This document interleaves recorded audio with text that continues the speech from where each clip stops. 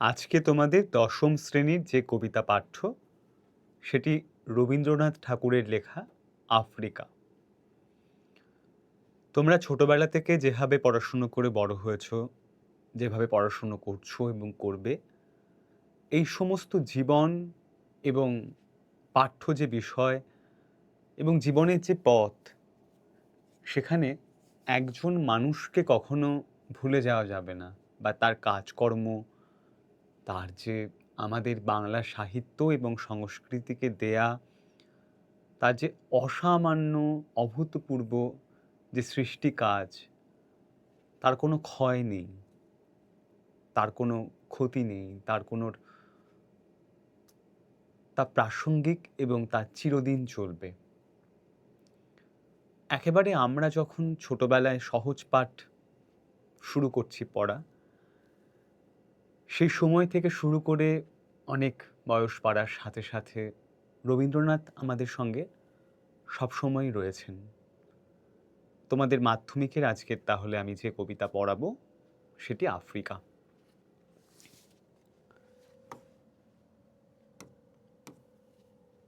1861-তে জন্মেছিলেন, 1941-এ মারা গিয়েছেন।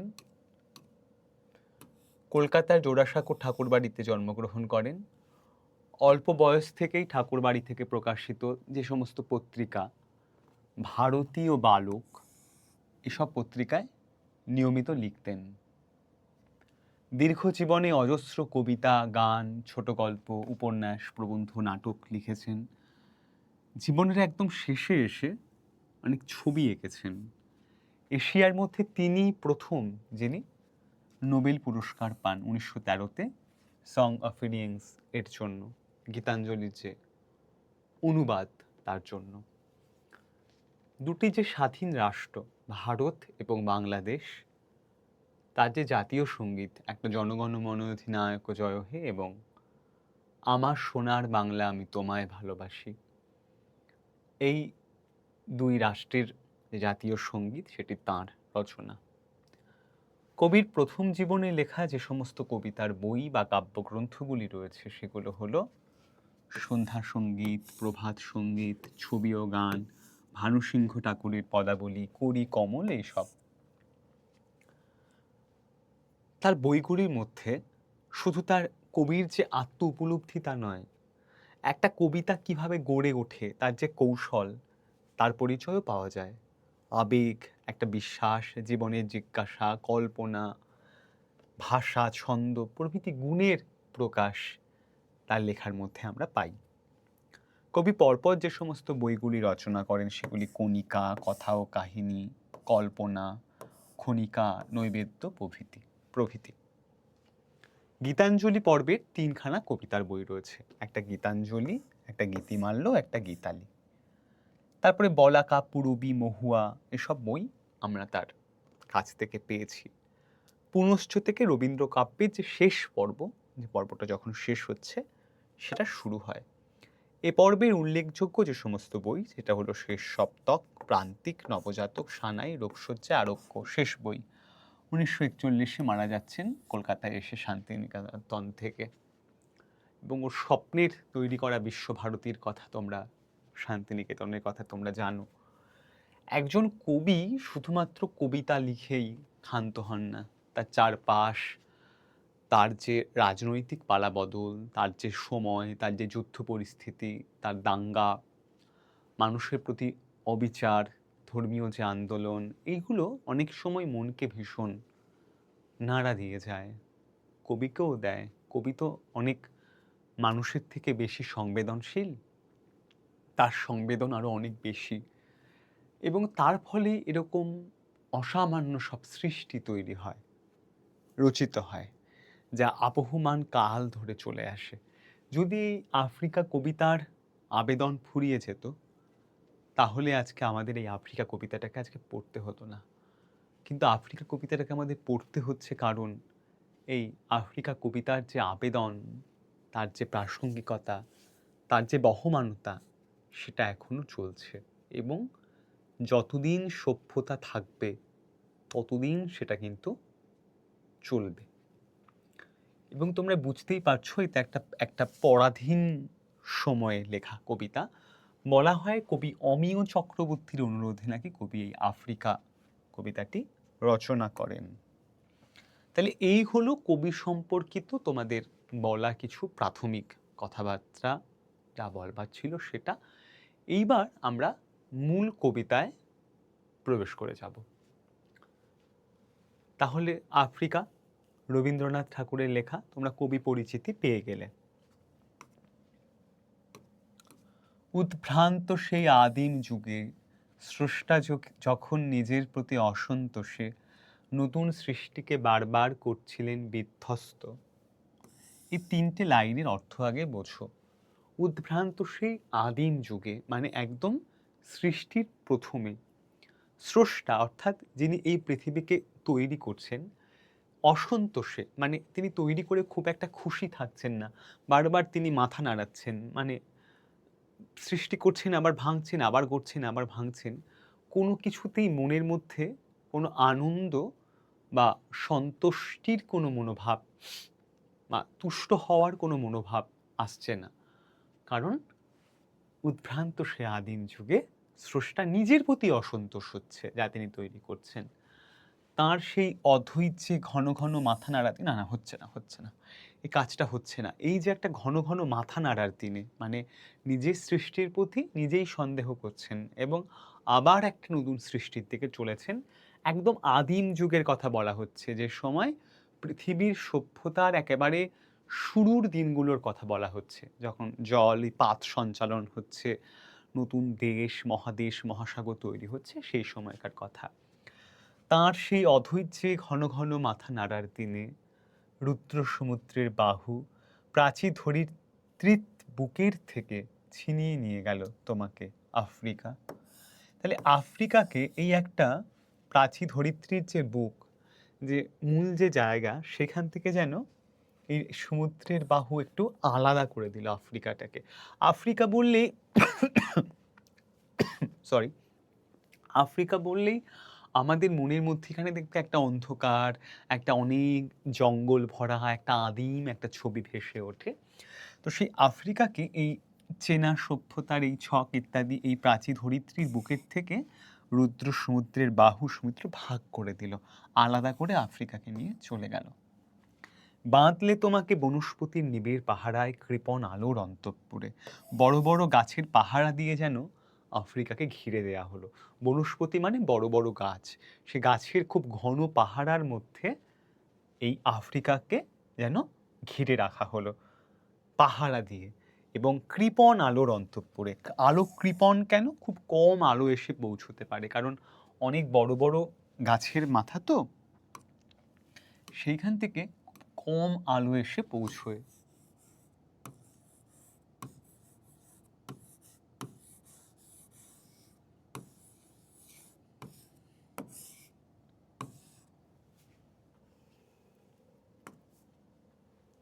যে সেখানে নিভৃত অবকাশে তুমি সংগ্রহ করছিলে দুর্গমের রহস্য। যেহেতু খুব নিভৃত অবকাশ, মানুষজন বেশি যায় না, সভ্য মানুষের কোনো তথাকথিত সভ্য মানুষের পা যেখানে যায় না, পৌঁছয় না, সেই নিভৃত অবকাশের মধ্যে সেই দুর্গমের যে রহস্য, চারিদিকে যে খুব দুর্গম জায়গা, দুর্গেয় জায়গা, অজানা অচেনা এই যে আফ্রিকা, সেই রহস্যময় একটা জিনিসকে এখানে কিন্তু সংগ্রহ করার কথা এখানে বলা হয়েছে। চিনছিলে জলস্থল আকাশে দুর্বোধ সংকেত। এই নিভৃত অবকাশে আফ্রিকা মহাদেশকে একটা প্রাণ দেয়া হচ্ছে, সে যেন আস্তে আস্তে দুর্গমকে রহস্যকে আত্মীকরণ করছে, আকাশের জলের স্থলের দুর্বোধ যে সংকেত সেগুলোকে মনের ভেতর বোঝার চেষ্টা করছে। প্রকৃতির যে দৃষ্টি অতীত জাদু মন্ত্র জাগাচ্ছিল তোমার চেতনাতীত মনে। আফ্রিকা যে চেতনার অতীত যে গূঢ় মন, সেই মনের মধ্যেখানে যেন দৃষ্টি অতীত জাদু জাগে জেগে উঠছে, কারণ সেখানে কোনো মানুষ নেই, জোর নেই, সভ্য কেউ নেই। প্রকৃতি আস্তে আস্তে আফ্রিকাকে যেন গড়ে তুলছে, তার রহস্য দিয়ে, তার অবকাশ দিয়ে, তার জাদু দিয়ে, তার দুর্বোধ সংকেত দিয়ে, তার মন্ত্র দিয়ে আফ্রিকাকে যেন নির্মাণ করছে। বিদ্রুপ করছিলে ভীষণকে বিরূপের ছদ্রবেশে, শঙ্কাকে যাচ্ছিলে হার মানাতে, আপনাকে উগ্র করে বিভীষিকার প্রচণ্ড মহিমায় তাণ্ডবীর দুন্দুভি নিনাদে। কি করছিল, আর নিজেকে ভীষণকে একটা বিরূপের ছদ্মবেশ তৈরি করে একটা বিভীষিকা প্রচণ্ড মহিমা বিস্তার করে যেন তাণ্ডব হচ্ছে এবং দুন্দুভি বাজিয়ে নিজেকে সব কিছু থেকে একটা আড়াল করে যেন একটা অবকাশ খুঁজে নিজের মতো করে নিজেকে যেন একটা রচনা করছে আফ্রিকা। হায় ছায়াবৃতা, ছায়াবৃতা বলা হয়েছে কেন, ছায়া হয়ে থাকে ঘন বনস্পতির ছায়া অন্ধকার বলে, গাছের ছায়া।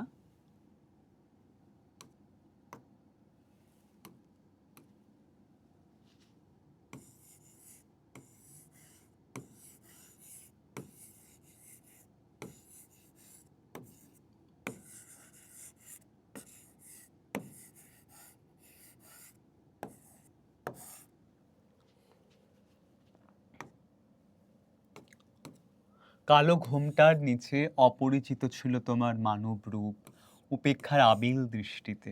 যেহেতু কেউ যেত না সে আফ্রিকায়, তার যে মানব রূপ দূর থেকে তার কিরকম দুর্গম দুর্গেয় রহস্যকেরা মনে হলেও তার যে মানব রূপ সেটা কালো ঘোমটার নিচে অপরিচিত অবস্থায় ছিল, সেটা উপেক্ষা করা হয়েছে, কেউ খেয়ালই করেনি।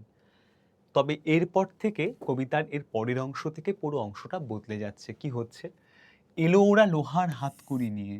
ওরা মানে ওই ইউরোপীয় সভ্যতায় শিক্ষিত মানুষজন যারা এক দেশকে পায়ের নিচে মারিয়ে অধিকার করে নেয়, সেই এলো ওরা লোহার হাতকড়ি নিয়ে। নখ যাদের তীক্ষ্ণ তোমার নেকড়ের চেয়ে, তোমার যে জঙ্গল সেখানে থাকা যে নেকড়ে তার চেয়েও তীক্ষ্ণ হলো ওই সব মানুষদের নখ। এলো মানুষ ধরার দল, তোমরা দাস প্রথার, মানুষ মানুষকে দাস বানায় সেই প্রথার কথা তোমরা জানো। এলো মানুষ ধরার দল, গর্বে যারা অন্ধ তোমার সূর্যহারা অরণ্যের চেয়ে। সূর্যহারা অরণ্য মানে এত ঘন বন যেখানে সূর্য পৌঁছয় না, এমন ঘন বন, সেটা অন্ধকার।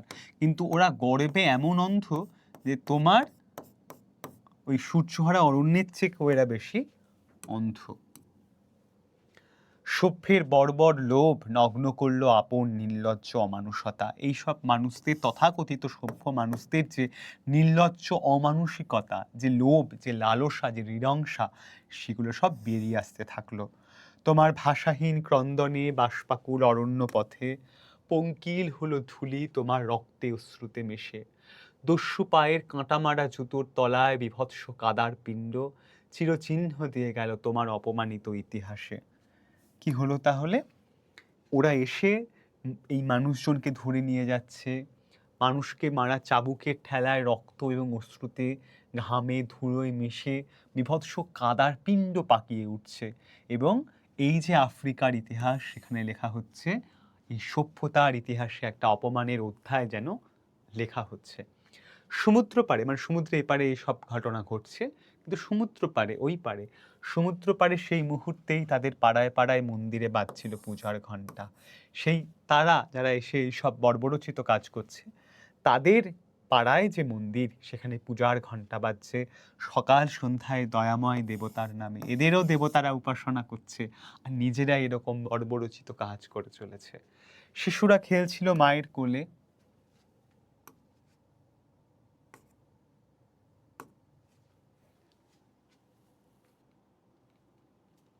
পুরো এটা।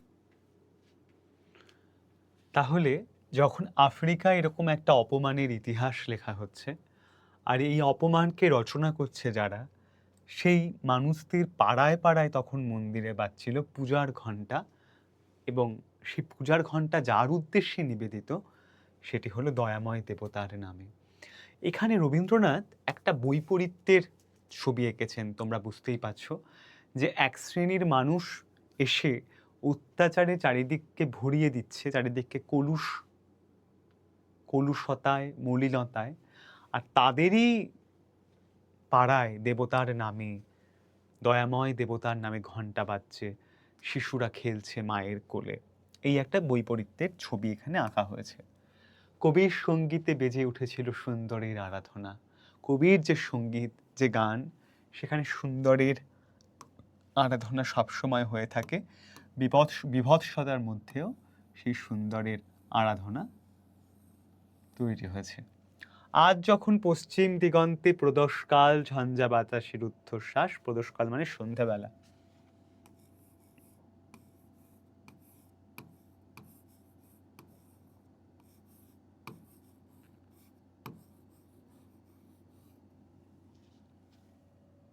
আজ যখন পশ্চিম দিগন্তে প্রদোষকাল ঝঞ্ঝা বাতাসের ঊর্ধ্বশ্বাস, যখন গুপ্ত গহ্বর থেকে পশুরা বেরিয়ে এলো, অশুভ ধ্বনিতে ঘোষণা করলো দিনের অন্তিম কাল। সেই আফ্রিকার সেই জায়গা থেকে সমস্ত যখন দিন শেষ হয়ে আসছে, সেই গুপ্ত লুকোনো গহ্বর থেকে পশুরা বেরিয়ে আসছে, চারিদিকে একটা ঝড় এবং ঝঞ্ঝার আবহ, চারিদিকে খুবই রুদ্ধশ্বাস, তখন কি হচ্ছে? কবি আহ্বান করছেন কাকে? এসো যুগান্তের কবি, যুগের অন্ত, মানে একটা যুগ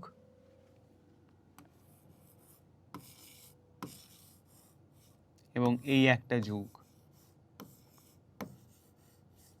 এই যে এই যুগটা যেখানে শেষ হচ্ছে একে যুগান্ত বলে।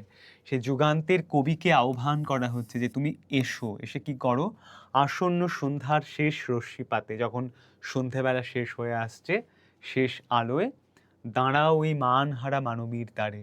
যে অপমানের ইতিহাস, যে অপমানের গাথা রচিত হয়েছিল, সেই মানহারা মানবীর কাছে গিয়ে দাঁড়াও, দাঁড়িয়ে বলো ক্ষমা করো। এই যে এত অপমান, এত নির্লজ্জতা, এত কলুষতা, এত অন্ধকার, সেখানে গিয়ে বলো, কি বলতে বলছে?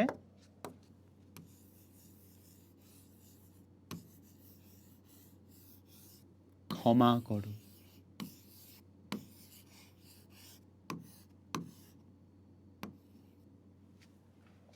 হিংস্র প্রলাপের মধ্যে সেই হোক তোমার সভ্যতার শেষ পুণ্যবাণী। তাহলে এত যে হিংস্রতা, সেই প্রলাপের মধ্যে সভ্যতার শেষ পুণ্যবাণী কি হবে? ক্ষমা করো। তাহলে এই হোক তোমার সভ্যতার শেষ পুণ্যবাণী। তাহলে এই যে এক আফ্রিকাকে কেন্দ্র করে এই যে অপমান এবং অপমান থেকে উত্তীর্ণ হয়ে ক্ষমা চাওয়ার বোধ এবং যে সুন্দরের আরাধনা, এইভাবে পুরো কবিতাটা আবর্তিত হয়। তোমাদের প্রত্যেকটা লাইন ধরে ধরে আমি বললাম, তোমরা সেটা দেখবে এবং কমেন্ট করে জানাবে তোমাদের কোথাও কোনো অসুবিধে থেকে গেল কিনা। আমি আর একবার কবিতাটা তোমাদের বলে দিচ্ছি। উদ্ভ্রান্ত সেই আদিম যুগে স্রষ্টা যখন নিজের প্রতি অসন্তোষে নতুন সৃষ্টিকে বারবার করছিলেন বিধ্বস্ত, তাঁর সেই অধৈর্যে ঘন ঘন মাথা নাড়ার দিনে রুদ্র সমুদ্রের বাহু প্রাচী ধরিত্রীর বুকের থেকে ছিনিয়ে নিয়ে গেল তোমাকে আফ্রিকা, বাঁধলে তোমাকে বনস্পতির নিবিড় পাহারায়, কৃপণ আলোর অন্তঃপুরে। সেখানে নিভৃত অবকাশে তুমি সংগ্রহ করছিলে দুর্গমের রহস্য, চিনছিলে জল স্থল আকাশের দুর্বোধ সংকেত, প্রকৃতির দৃষ্টি অতীত জাদু মন্ত্র জাগাচ্ছিল তোমার চেতনাতীত মনে, বিদ্রুপ করছিলে ভীষণকে বিরূপের ছদ্মবেশে, শঙ্কাকে যাচ্ছিলে হার মানাতে, আপনাকে উকড়ো করে বিভীষিকার প্রচণ্ড মহিমায়, তাণ্ডবের দুন্দুভি নিনাদে। হায় ছায়াবৃতা, কালো ঘোমটার নিচে অপরিচিত ছিল তোমার মানব রূপ, উপেক্ষার আবিল দৃষ্টিতে এলো ওরা লোহার হাত করি নিয়ে, নখ জাতের তীক্ষ্ণ তোমার নেকড়েছে, এলো মানুষ ধরার দল, গর্বে যারা অন্ধ তোমার সূর্যহারা অরণ্যের চেয়ে, সভ্যের বর্বর লোভ নগ্ন করলো আপন নির্লজ্জ অমানুষতা, তোমার ভাষাহীন ক্রন্দনে বাষ্পাকুল অরণ্য পথে পঙ্কিল হলো ধূলি তোমার রক্তে অশ্রুতে মিশে, দস্যু পায়ের কাঁটামারা জুতোর তলায় বিভৎস কাদার পিণ্ড চিরচিহ্ন দিয়ে গেল তোমার অপমানিত ইতিহাসে। এই অপমানিত ইতিহাসের জায়গায় ফিরে আসবে এই ক্ষমার বোধ। সমুদ্র পাড়ে সেই মুহূর্তেই তাদের পাড়ায় পাড়ায় মন্দিরে বাজছিল পূজার ঘণ্টা, সকালে সন্ধ্যায় দয়াময় দেবতার নামে শিশুরা খেলছিল মায়ের কোলে, কবির সঙ্গীতে বেজে উঠেছিল সুন্দরের আরাধনা। আজ যখন পশ্চিম দিগন্তে প্রদোষকাল ঝঞ্ঝা বাতাসের ঊর্ধ্বশ্বাস, যখন গুপ্ত গহ্বর থেকে পশুরা বেরিয়ে এলো, অশুভ ধ্বনিতে ঘোষণা করলো দিনের অন্তিম কাল, এসো যুগান্তের কবি। আসন্ন সন্ধ্যার শেষ রশ্মিপাতে দাঁড়াও এই মানহারা মানবীর দ্বারে, বলো ক্ষমা করো, হিংস্র প্রলাপের মধ্যে সেই হোক তোমার সভ্যতার শেষ পুণ্যবাণী। এই হলো বিষয়। তোমরা চ্যানেলগুলো দেখবে, সাবস্ক্রাইব করবে, আর প্রয়োজনে তোমরা এখানে যোগাযোগ করবে। যদি কোথাও কোনো ধোঁয়াশা থেকে থাকে কবিতাটা নিয়ে, তোমরা আমাকে কমেন্ট করে জানিও, আমি তোমাদের বিস্তারিতভাবে বলে দেব। আর যে কোনো সমস্যায় কমেন্টে উত্তর দেওয়া হবে। কোথাও যদি কোনো ধোঁয়াশা থাকে, না বুঝতে পারা থাকে, সেটা যেন অবশ্যই তোমরা জানিও। তাহলে যথাযথ উত্তর দিয়ে পুরো বিষয়টাকে ঠিক করে নেওয়া যাবে। ভালো করে পড়াশুনো করো, প্রথম থেকেই পড়াশুনো করো, নোট নাও, আর খুব ভালো থেকো। তোমাদের সঙ্গে দেখা হচ্ছে আবার পরের ক্লাসে। আজকের আফ্রিকা রবীন্দ্রনাথ ঠাকুরের লেখা এখানেই শেষ হচ্ছে।